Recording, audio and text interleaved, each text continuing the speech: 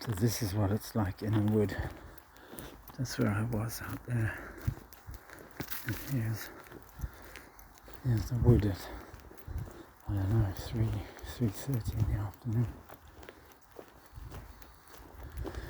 Yeah, but the other element was what I set out to model was this Landish notation was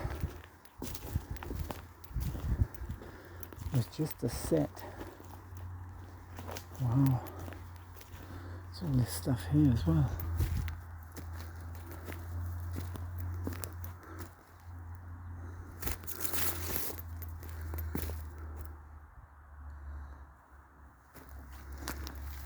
Look at that, that's collecting some great stuff. Actually, I wonder if that was collected or it's been scraped out.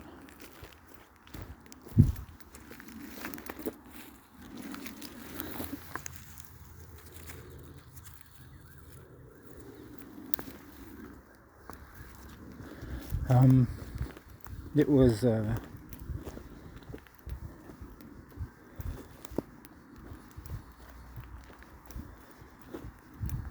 I at each level I preserved this property of being able to represent all, I think, the morphisms. It was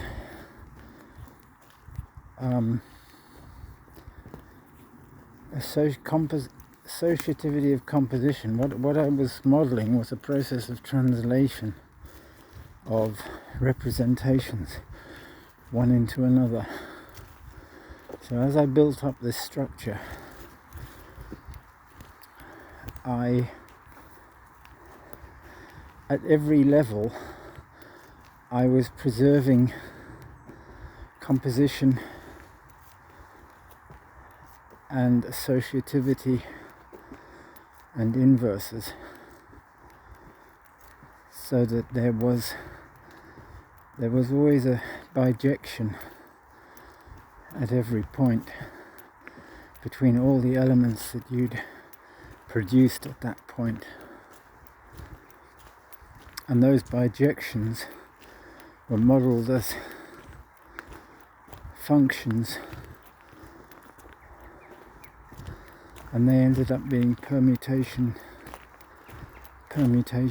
So the structure that came out at the end had this high degree of symmetry, like a permutation group.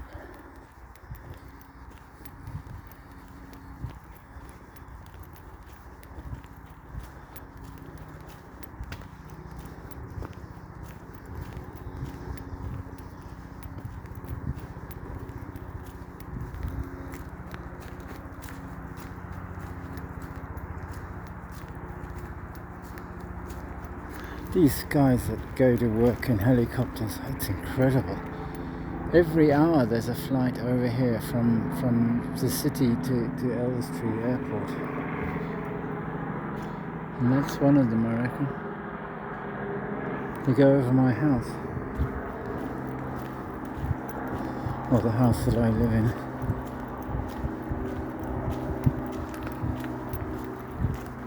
There's a dog.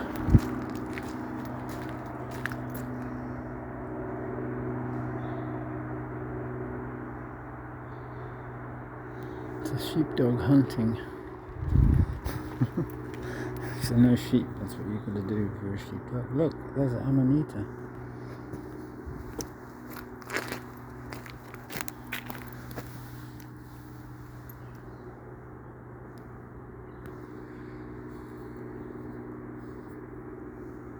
Maybe.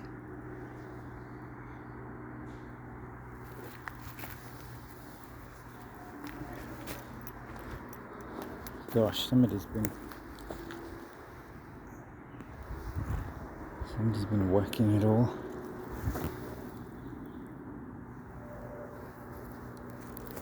There's one. Oh, there's everything here. Oh, that. Gee, I wonder if some of those are psilocybin. No. You only get those around cows, don't you? Hello?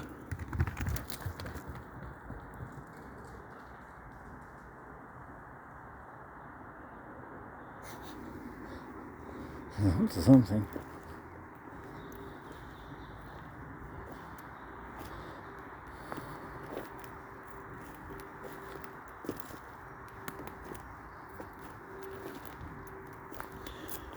These look like puffballs.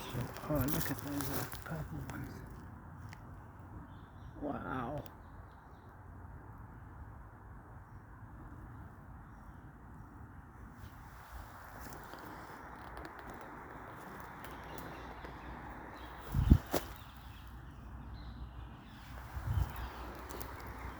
There's everything here. Can't move without treading on them.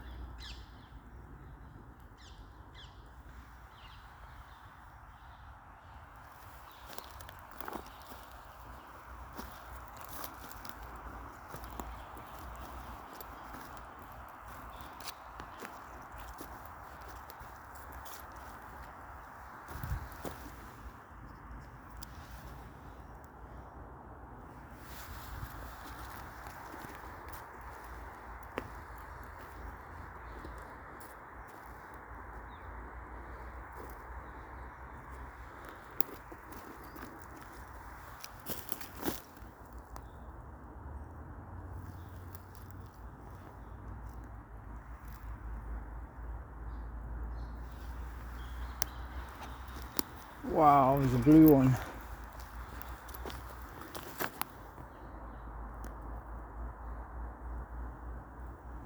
That's a really lovely shade of blue that doesn't really show up on the camera.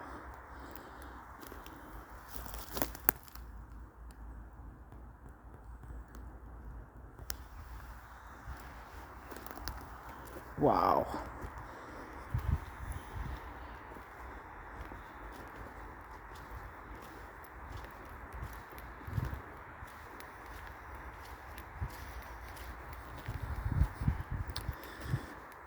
Yeah.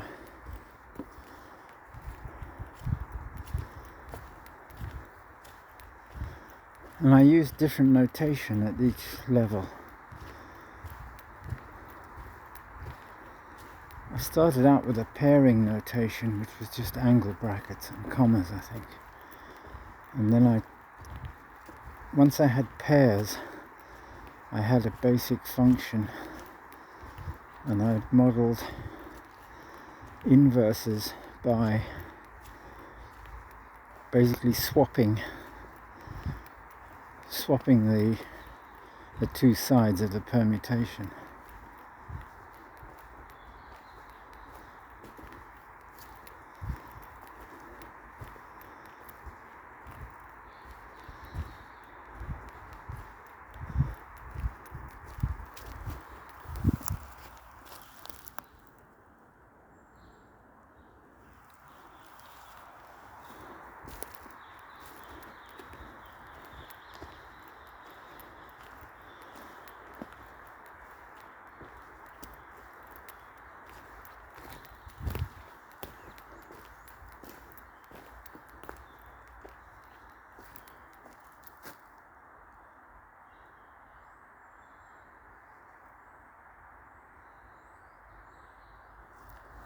It's looking a bit fuller.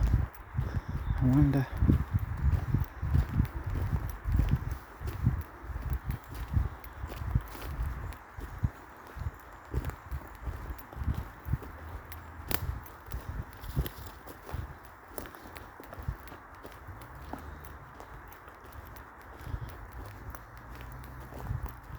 Oh yeah.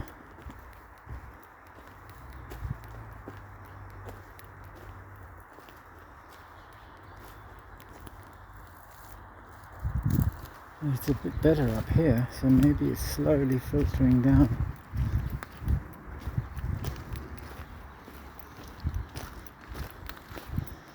This is what we planted along the edge. It's maybe one of those water lilies. No, but this side is still dry as a bone. Look.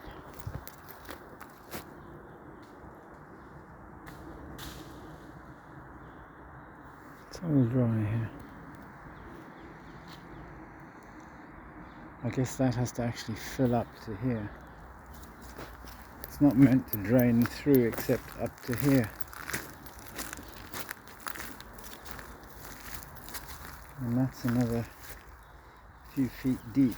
We'll just run over that lip and then start filling up that bit.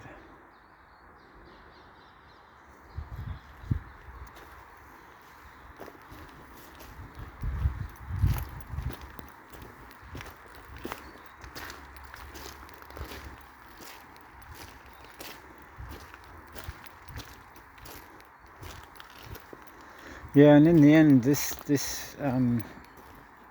procedure, the diagrams I was using at the end were just binary trees, and I had either nodes, which were binary trees, or they were null, in which case they were a circle which not filled in. So it was a filled in circle is a node, and there's a tree underneath it. And a not filled in was null. So it was always based on constructions of the initial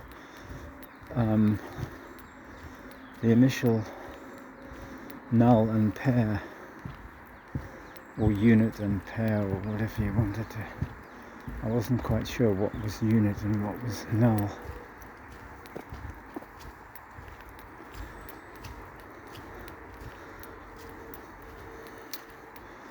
But there was some sense in which the nills were placeholders for parameters.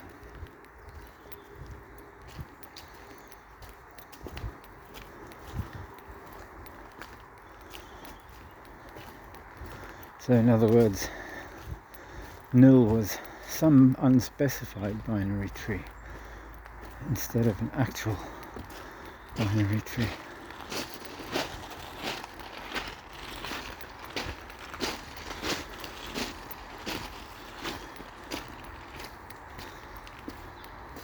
The other thing I was thinking about today was that laptop that I've got has got a full Intel chipset on it, and that has all of this bus circuitry in it, and it's presumably PCIe as well, although was PCIe around in 2008? I think it was, wasn't it?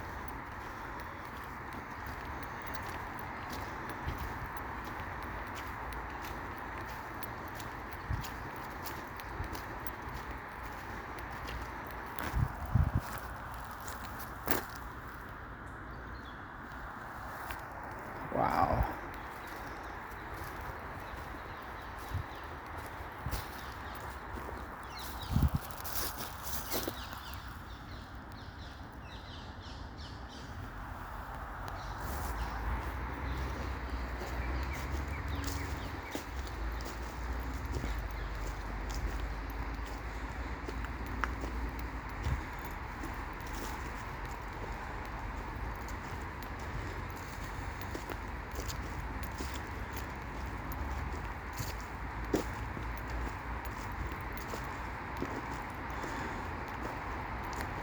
And today I was looking up SATA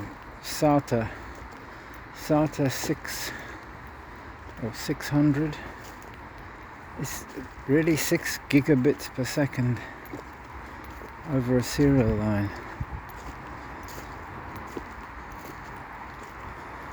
And I was thinking about linear logic and how much easier it is to do programmable bus logic when you're dealing with serial streams, and all you have to schedule is switching very few wires.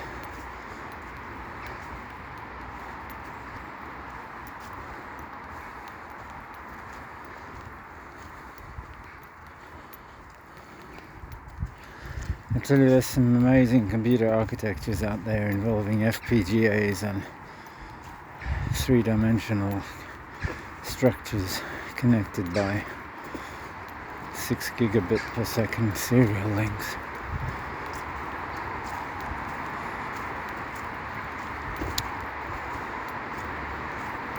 And they're hell of a difficult to subvert.